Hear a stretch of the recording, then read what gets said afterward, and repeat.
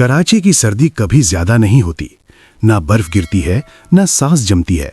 मगर फिर भी कुछ सर्दियां ऐसी होती हैं जो बदन को नहीं दिल को ठंडा कर देती हैं। दिसंबर की एक खामोश रात थी। समंदर से आने वाली हवा सर्द थी, सड़कों पर गाड़ियों का शोर था, लेकिन दिलों में एक अजीब सी खामोशी बसी हुई थी। फुटपाथ पर बैठी हुई जिंदगी। सदर के फुटपाथ पर सलीम अपना बोरी बिस्तर संभाल रहा था। कभी इसी जगह पर उसकी छोटी सी जैकेट की दुकान होती थी। आज न दुकान थी न शीशे का बोर्ड, बस एक पुराना कंबल और कुछ टूटी हुई यादें। कराची की सर्दी एक तरह से बिना हवा के वो ठंड जो कि दिलों में तो बसती है मगर जिस्म का हर रोम रोम उससे महरूम होता है। लेकिन फुटपाथ पर यह भी दर्द बन जाती है। सलीम ने अपना स्वेटर ठीक किया और आसमान की तरफ देखा। न सितारे न चांद, सिर्फ बोझल सी रात। एक ठंडी याद। कभी इस शहर में उसकी जिंदगी भी बसर हुआ करती थी। आयशा, जो चाय बनाते हुए कहती थी, कराची की सर्दी सिर्फ 2 दिन की होती है, देखना गुजर जाएगी।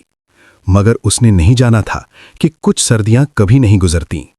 एक रोड एक्सीडेंट ने आयशा को सलीम से छीन लिया और उस दिन के बाद पूरा कराची उसके लिए खिजा सा हो गया।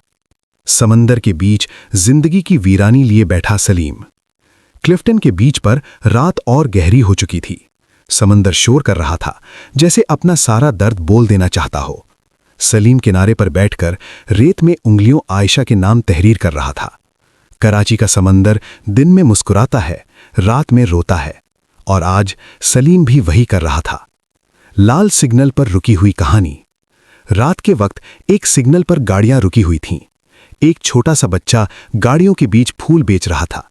सलीम ने उस बच्चे को देखा और उसका दिल अंदर से हिल गया। ये वही जिंदगी थी जिससे वो हमेशा भागना चाहता था। उसने बच्चे को बुलाया, कुछ पैसे दिए और पूछा, सर्दी लग रही है बेटा? बच्चा मुस्कुराया और बोला, कराची में सर्दी कहाँ होती है अंकल? सलीम की आंखें भर आईं। फज्र से थोड़ा पहले हवा और ठंडी हो गई। सलीम ने कंबल लपेटा और धीरे से कहा, मैं हार नहीं मानूंगा। कराची ने उससे बहुत कुछ छीना था, लेकिन सब कुछ नहीं। सुबह सूरज निकला, समुंदर चमक उठा और शहर फिर से जाग गया। कराची कभी रुकता नहीं, बस कभी कभी थोड़ा थक जाता है। अंजाम नहीं, एहसास। कराची की सर्दी हल्की होती है, मगर उसमें छुपा दर्द बहुत गहरा होता है। ये कहानी सिर्फ सलीम की नहीं, ये कराची के हर उस इंसान की है जो भीड़ में रहकर भी अकेला है। क्योंकि कराची की सर्दी कम होती है, लेकिन एहसास बहुत ज्यादा होता है।